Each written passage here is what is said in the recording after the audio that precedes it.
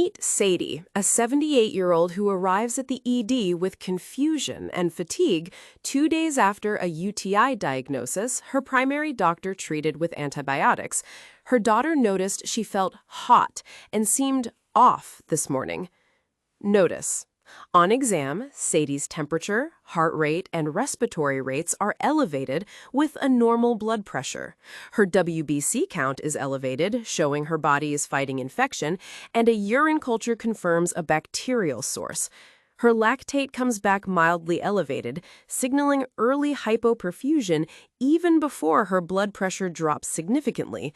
She meets criteria for sepsis, a known infection, plus 2 or more abnormal vital signs and an abnormal WBC count. Interpret: sepsis is an extreme, widespread body immune reaction to an infection located anywhere in the body.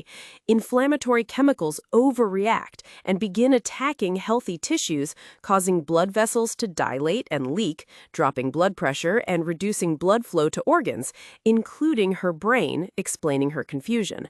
Her age and renal failure puts her at higher risk. Respond: priority treatment is broad-spectrum antibiotics started immediately, ideally within 1 hour, alongside IV fluids to support blood pressure and organ perfusion. Oxygen support and close vital sign monitoring follow.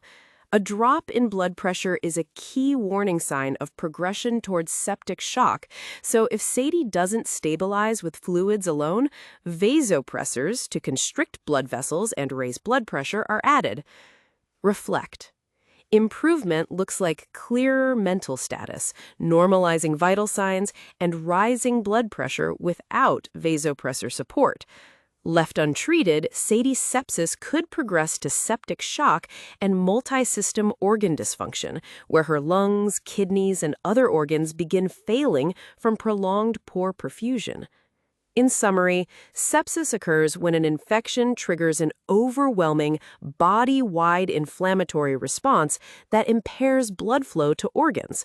Hallmark signs include fever, elevated heart and respiratory rates, and abnormal white blood cell counts, alongside a confirmed infection. Treatment centers on rapid antibiotics and fluid resuscitation to restore perfusion before organ damage occurs. If you study to remember, you will forget. But if you study to understand, you will remember. Author unknown.